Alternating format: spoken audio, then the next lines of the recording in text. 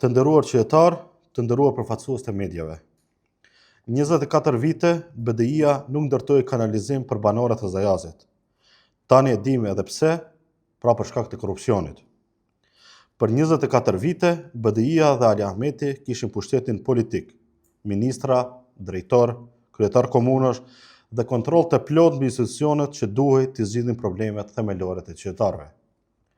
Por 24 vite nuk u mjaftuan për të ndërtuar një rrjet funksional kanalizimi për banorët e Zajazit dhe Kërçovës.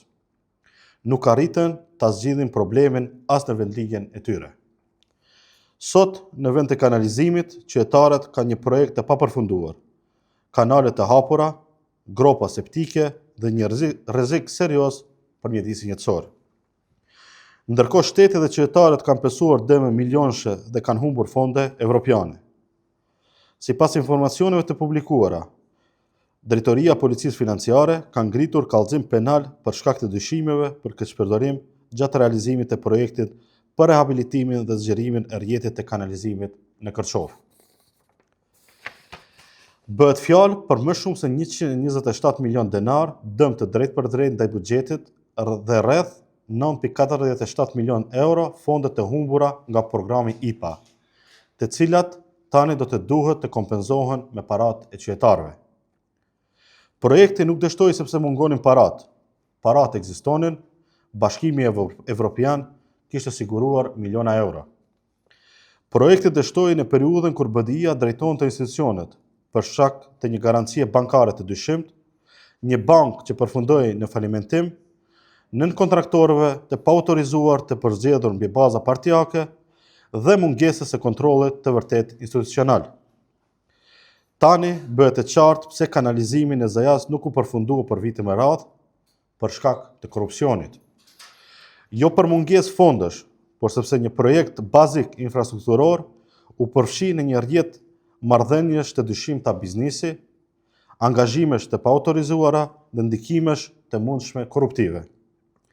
Për me tepër, mediat publikuan se një pjesë të projektit kanë marrë pjesë edhe kompanitë të Drin Ahmetit, nipit të Ali Ahmetit, të cilët më vonë kanë pasur edhe konteste juridike me kompaninë azerbajdxanase Akeli Group, realizuese e projektit. Kjo hap pyetje serioze, të cilave opinioni duhet të marrë përgjigje. Cilat kompani të lidhura me Drin Ahmetin kanë qenë të angazhuara në këtë projekt? Për cilat punë konkrete janë angazhuar dhe sa ka qenë vlera e kontratave të tyre?